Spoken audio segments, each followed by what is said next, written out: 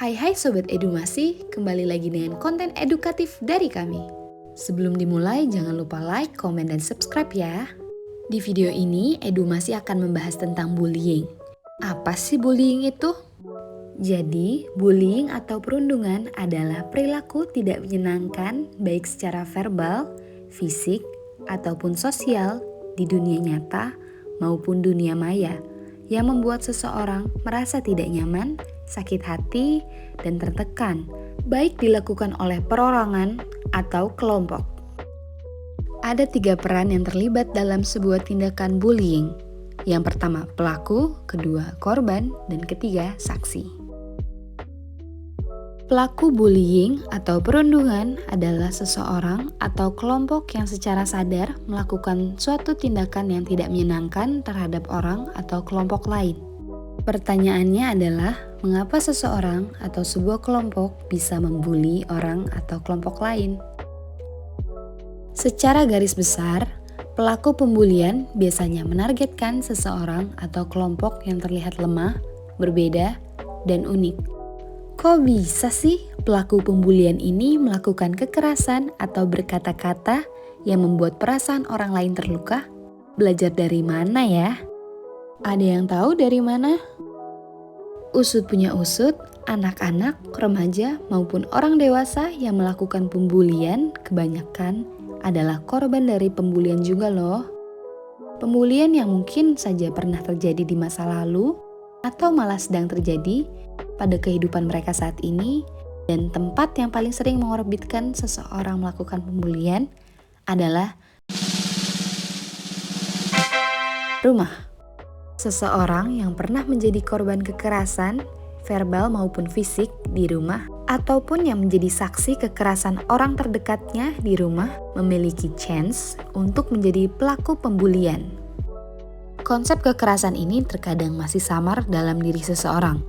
Bisa jadi, kekerasan yang ia terima dulu atau saksikan dari orang terdekatnya, dia anggap sebagai hal normal, kemudian konsep tersebut ia teruskan kepada teman di sekolah.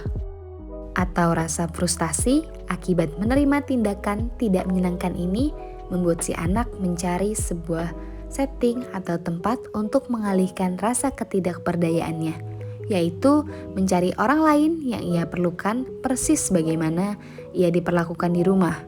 Faktor eksternal seperti tontonan, bacaan, maupun hal-hal yang mereka dengar dari orang lain pun juga bisa menjadi penyebabnya. Namun, apapun alasannya, pelaku pembulian adalah tetap seorang pelaku dan perilaku tersebut tidak dibenarkan ya Sobat Edumasi. Setelah membahas tentang pelaku, mari kita berpindah ke sudut pandang korban. Sebagian korban pembulian terkadang memilih diam atas hal yang ia terima. Namun, ada beberapa korban yang juga melawan loh. Apapun reaksi ketika seorang korban dibully, seorang korban tetaplah korban dan harus mendapatkan perlindungan atas tindakan yang ia terima. Korban-korban dari pembulian biasanya akan merasakan kecewa, frustasi, depresi, kehilangan percaya diri, dan tidak sedikit yang mengalami depresi.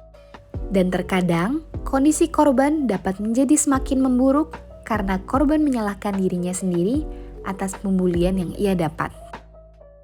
Perasaan tidak berharga, tidak diterima, atau tidak dapat menyatu dengan yang lain dapat menjadikan kondisi korban semakin parah. Korban terkadang menjadi minder karena keunikan pada dirinya yang ia rasa menjadi pemicu tindakan pembulian.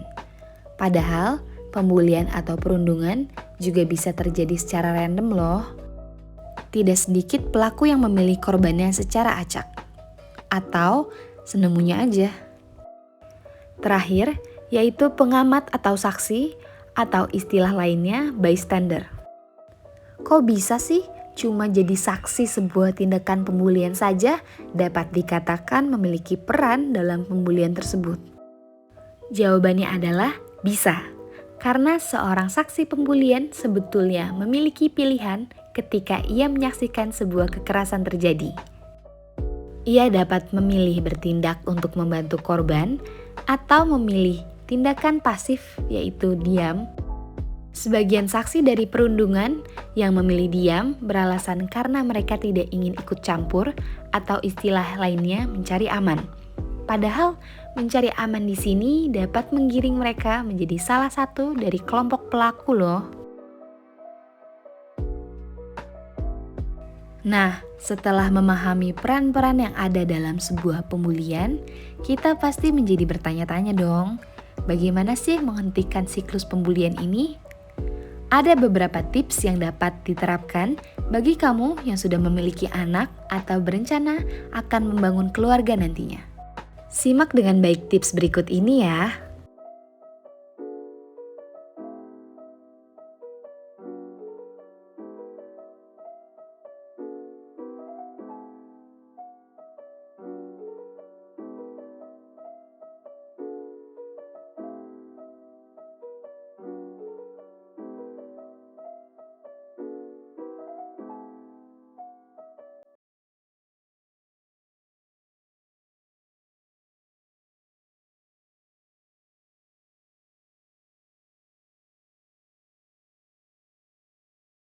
Sobat Edumasi, bagaimana? Sudah tercerahkan dengan topik kali ini?